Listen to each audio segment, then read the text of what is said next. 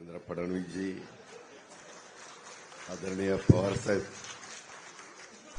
आत्ताच आपल्यामध्ये सहभागी झाले होते, ते माननीय नितीन गडकरी जी, आमचे उपमुख्यमंत्री एकनाथराव शिंदे साहेब, विद्याधर अनासकर, दिलीप दिघे, महाराष्ट्राच्या कानाकोपऱ्यातनं सहकारामध्ये काम करत असणारे, उपस्थित असणारे सर्व दिग्गज नेते, कार्यकर्ते, पदाधिकारी, सहकारी आणि पत्रकार मित्रांनो, मी सुरुवातीलाच दिलगिरी व्यक्त करतो. आम्हाला उशीर झाला, 12 वाजताचा कार्यक्रम होता, परंतु मुख्यमंत्र्यांनी 11 वाजता दोन्ही उपमुख्यमंत्री मुख्यमंत्र्यांच्या उपस्थितीमध्ये एक महत्वाची बैठक, सध्या देश पातळीवर जी परिस्थिती निर्माण झालेली आहे त्याबद्दल अनेक वरिष्ठ अधिकाऱ्यांच्या समवेत मीटिंग लावलेली होती आणि ती 12:15ला संपली. जेव्हा आम्हाला 12:30 वाजले, त्यामुळे आम्हाला उशीर झाला, ह्याची नोंद कृपया आपण घ्यावी. तरी देखील मी आपल्या सगळ्यांच्या समोर दिलगिरी व्यक्त करतो. सावकारी यंत्रणेच्या तावडीतून शेतकऱ्यांची सोडवणूक करण्यासाठी पुणे जिल्ह्यातील सुपे परगणे शेतकऱ्यांनी केलेल्या ऐतिहासिक दख्खनचा उठावाला 12 मे 1875ला तो उठाव झाला आणि आज 12 मे 2025 बरोबर 150 वर्ष झाली. आणि मला अनासकर एकदा म्हणाले होते की दादा, 12 मेला आम्ही राज्याच्या प्रमुखांना म्हणजेच देवेंद्रजींना, आदरणीय साहेबांना, पवार साहेबांना, गडकरी साहेबांना, एकनाथरावजींना असं बोलवतोय, तुम्ही पण त्या कार्यक्रमाला या. आणि 150 वर्ष बघता बघता पूर्ण झालेली असताना मी सुरुवातीलाच त्यानिमित्त ह्या शौर्य लढ्यामध्ये झुंजारपणे लढलेल्या तमाम भूमिपुत्रांचं, बळीराजाचं, शूरवीरांचं कृतज्ञतापूर्वक स्मरण देखील करतो आणि त्यांच्या कार्याला वंदन देखील करतो. महाराष्ट्राच्या मातीला तसं बघितलं तर संघर्षाचा, शौर्याचा मोठा इतिहास आहे. मात्र या निमित्तानं आणखीन एक गोष्ट मला आपल्याला सगळ्यांना आठवण करून द्यायची, ती म्हणजे ज्या सुप्याच्या भूमीमध्ये हा उठाव झाला. सुपा आपल्याला साधारण महाराष्ट्रात 2 सुपा माहिती आहेत, एक पारनेर तालुक्यातलं सुपा आणि एक दुसरं बारामती तालुक्यातला आमचा सुपा परगणा परिसर. आणि ती भूमी स्वराज्य संकल्पक शहाजीराजांची जागिरी होती. तिथला कारभार काही काळ स्वराज्य जननी जिजाऊ माँसाहेबांनी पाहिला. त्याच्यानंतर छत्रपती शिवाजी महाराजांच्या कार्याचा, कर्तृत्वाचा वारसा ह्या भूमीला मिळाला. त्या मातीला शौर्याचा, धैर्याचा आणि कर्तृत्वाचा सुवर्ण इतिहास आहे. आणि ह्या निमित्तानं मी छत्रपती शिवाजी महाराजांना पण, तसंच शहाजीराजांना, जिजाऊ माँसाहेबांना, यांना पण मी अभिवादन करतो. मला आणखी एक गोष्ट अभिमानाने सांगायची आहे की दख्खनच्या उठाव झालेल्या सुप्याची शौर्यभूमी ही माझ्या बारामती विधानसभा मतदारसंघामध्ये येते, ज्याचं प्रतिनिधित्व आदरणीय पवार साहेबांनी 67 पासून 91 पर्यंत केलं विधानसभेमध्ये. आणि मी 91 पासून आजपर्यंत 3.5 दशकापासून त्या भागाचं प्रतिनिधित्व करतोय. आणि त्याच्यामुळे दख्खनचा उठाव मला आणखी जवळचा वाटतो, कारण ह्या सुप्याच्या मातीशी आणि त्या परिसराचं माझं एक वेगळं नातं आहे. आणि त्या भूमीच्या शौर्याला आणि पराक्रमाला आम्हाला सगळ्यांना त्याचा रास्त अभिमान आहे. दख्खनच्या उठावाच्या शतकोत्तर सुवर्णमहोत्सवी दिनानिमित्त राज्य सहकारी बँकेनं सहकाराचं सक्षमीकरण राज्य शासनाचं धोरण हा परिसंवाद आयोजित केलेला आहे. गडकरी साहेबांचे मतं नेहमी स्पष्ट असतात, आपण सगळ्यांनी ऐकली. ते साधारण काळानुरूप काही आपण बदल केले पाहिजेत, काही निर्णय घेतले पाहिजेत, काही धाडसानी पावलं उचलली पाहिजेत, अशा प्रकारची भूमिका गडकरी साहेब पहिल्यापासून मांडत आलेले. आज पण देशामध्ये ते महत्वाचं खातं नॅशनल हायवेचं सांभाळतायत आणि त्यांच्याशी खुलेपणाने बोलताना बऱ्याच काही गोष्टी ते मनमोकळेपणाने सांगत असतात. आज त्यांनी काही गोष्टी सांगितल्या. विद्याधर अनासकरांचा ह्यामध्ये भरपूर अभ्यास आहे. आपण पण काही मान्यवर बसलेला आहे. मलाही माझ्या राजकीय जीवनाला सुरुवात करताना सहकारातूनच मला संधी महाराष्ट्राने दिली आणि त्याच्यावर सहकार थोडंसं जवळचं नातं माझ्यासारख्या कार्यकर्त्याचं आहे. मुख्यमंत्री तर शेवटचं भाषण करणारच आहे, परंतु मी एवढं आपल्याला सगळ्यांना सांगतो की सहकारामध्ये ज्या काही गोष्टी बदल करायचे, सध्या देशाचे पंतप्रधान नरेंद्र मोदी साहेबांनी हे वेगळा विभाग त्या ठिकाणी काढलेला आहे. पूर्वी तो कृषी विभागाशी संबंधित होता, परंतु वेगळा सहकार खातं काढलंय आणि ते अमित शाह साहेबांच्याकडे दिलेलं आहे आणि त्यांनी पण ह्या खात्यामध्ये लक्ष घातलेलं. मगाशी एकनाथरावांनी त्याबद्दलचे बरेच दाखले आपल्या सगळ्यांच्या समोर दिलेले आहेत, त्याच्यामुळे मी त्याचा पुनरुच्चार करत नाही, पण ते फार सक्षमपणे हे खातं चालवत आहेत. त्याच्यात आमूलाग्र बदल आणण्याचा प्रयत्न ते त्या ठिकाणी करतायत. आणि आज ही राज्य सहकारी बँकेचे प्रशासक अनासकरांनी आणि त्यांच्या संपूर्ण टीमनं जे काही हा कार्यक्रम आयोजित केलेला आंतरराष्ट्रीय सहकारी वर्षाच्या निमित्तानं, त्याबद्दल मी त्यांचं आणि त्यांच्या टीमचं मनापासून अभिनंदन करतो. त्यामुळे त्यांचं मोल एक वेगळं अशा पद्धतीचं आहे, कारण हा कार्यक्रम होत असताना एमएससी बँकेच्या बद्दल देखील अतिशय चांगल्या प्रकारची बँक ही चाललेली आहे अनेक वर्ष. म्हणजे अनसकरांचं खरं तर कौतुकच केलं पाहिजे. उद्धव ठाकरे साहेब मुख्यमंत्री असले तरी अनसकर प्रशासक, देवेंद्रजी आले तरी अनसकर प्रशासक, सहकार खातं आमच्याकडे आलं तरी अनसकर प्रशासक.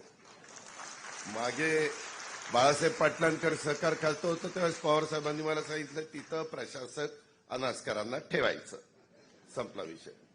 त्याच्यामुळं मला वाटतं तह्यात आता तुम्ही बहुतेक प्रशासक राहताय का काय, मला शंका यायला लागली.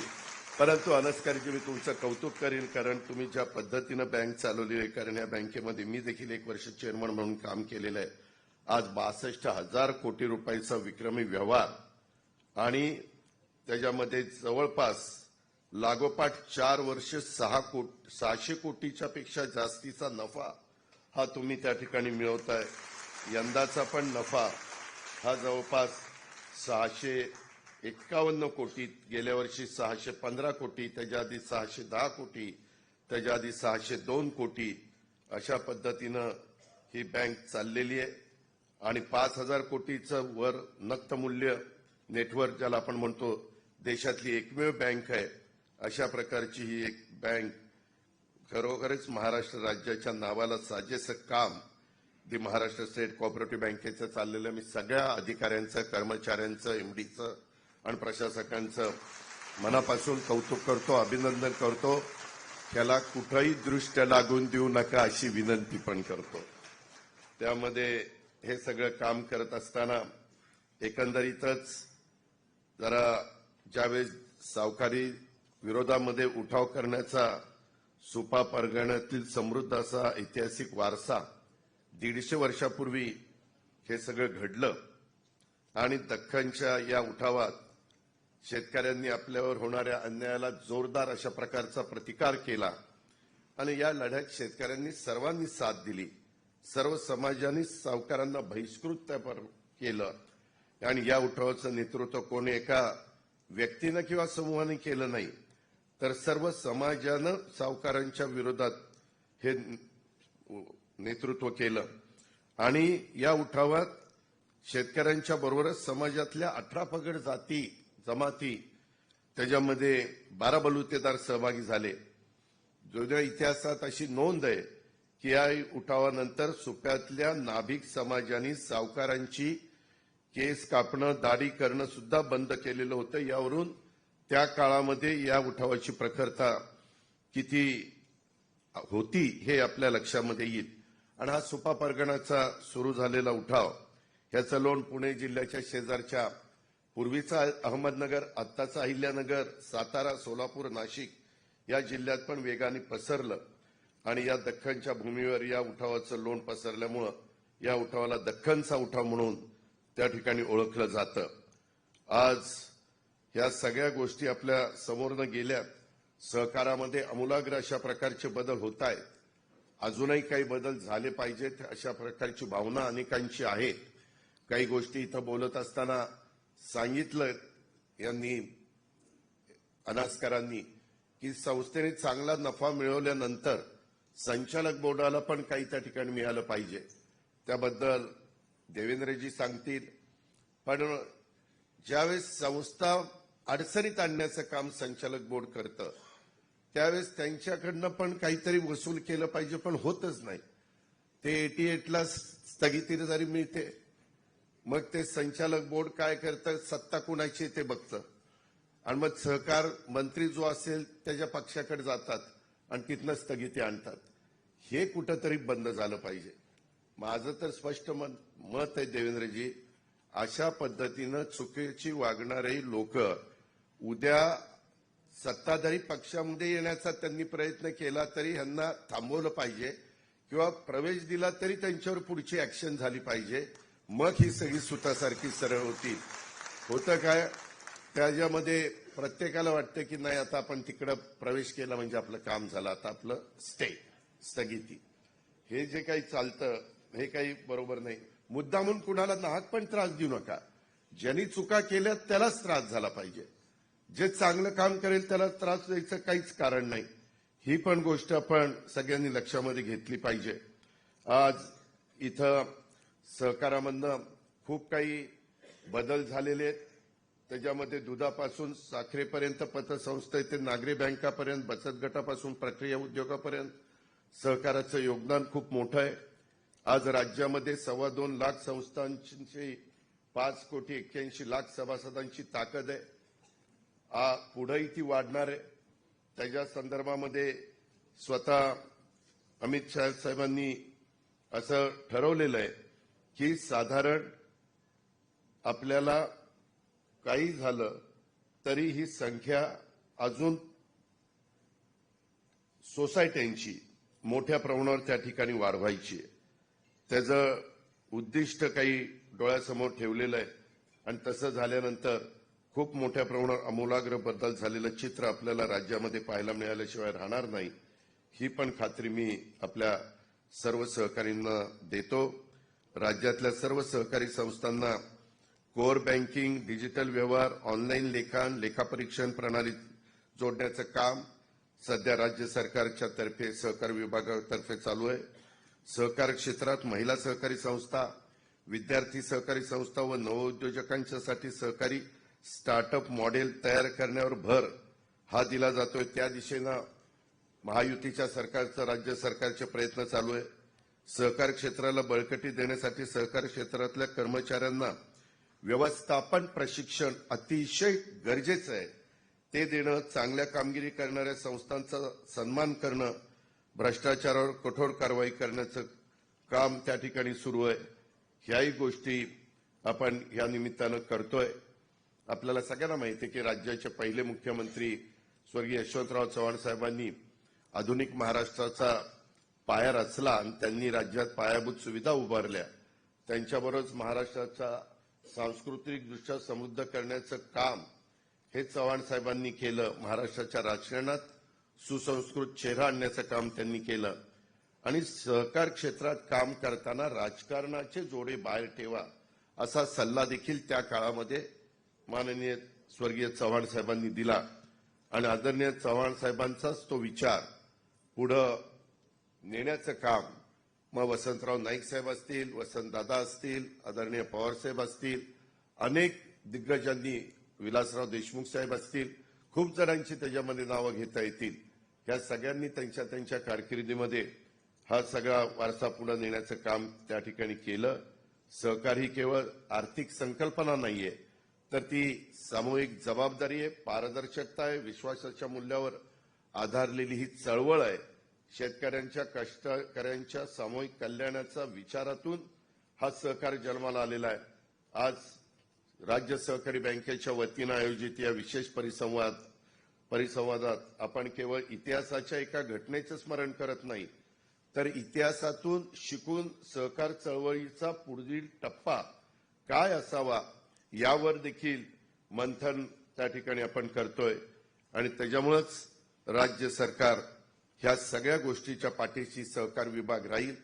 राज्याचे मुख्यमंत्री असेल, आमचं महायुतीचं सरकार असेल, आम्ही सगळे राहू.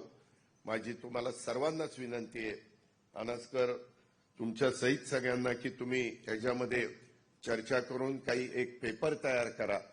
तो मला देवेंद्रजींना, एकनाथरावांना, बाबासाहेब पाटलांना द्या. आम्ही पण त्याच्यामध्ये आमचा जो काही अनुभव आहे त्या अनुभवातनं चर्चा विनिमय करू. आमचे एसीएस सहकार असतील, तसंच आमचे सहकार आयुक्त असतील, सहकारामधले बाकीचे सगळे आमचे अधिकारी असतील, या सगळ्यांची चर्चा करून, तुमच्यातल्या काही तज्ज्ञ लोकांशी चर्चा करून ह्याच्यात काही बदल हे मगाशी गडकरी साहेबांनी सुचवलेले आहेत, काही आपल्याही मनामध्ये असतील ते बदल करण्याच्या दृष्टिकोनातनं निश्चितपणे आमची भूमिका सकारात्मक राहील, हा विश्वास देखील मला आपल्याला सगळ्यांना या निमित्तानं द्यायचा आहे. अधिक बोलत नाही. माझ्या दृष्टिकोनातून सहकार हा महाराष्ट्राचा अभिमान आहे, हा महाराष्ट्राचा स्वाभिमान आहे. त्यामध्ये सहकार चळवळीनं राज्याची केवळ अर्थव्यवस्थाच नाही तर महाराष्ट्राला मोठं सामाजिक स्थित्यंतर घडवून देण्याचं काम केलं आणि त्यामुळं सहकाराला नव्या उंचीवर घेऊन जायचं काम आपल्याला सर्वांना मिळून त्या ठिकाणी करायचं आहे. राज्य शासन सहकार क्षेत्राच्या पाठीशी नेहमीच पहिल्यापासून मजबूतीनं उभं राहिलेलं आहे. हा विश्वास आणि ह्याही वेळेस उभं राहील हा विश्वास मी आपल्याला सगळ्यांना देतो. या संक्रमणाच्या काळात आपण सर्वांनी मिळून आपलं सहकार क्षेत्राला बळकट करण्याचा प्रयत्न करूया, एकत्र प्रयत्न करूया, असं आव्हान देखील मी या निमित्ताने करतो. आणि पुन्हा एकदा आपल्याला सगळ्यांना मनापासून या दख्खन उठावाच्या शतकोत्तर सुवर्ण स्मृती दिनानिमित्त शुभेच्छा देऊन मी आपल्या सगळ्यांची रजा घेतो. जय हिंद, जय महाराष्ट्र, जय सहकार.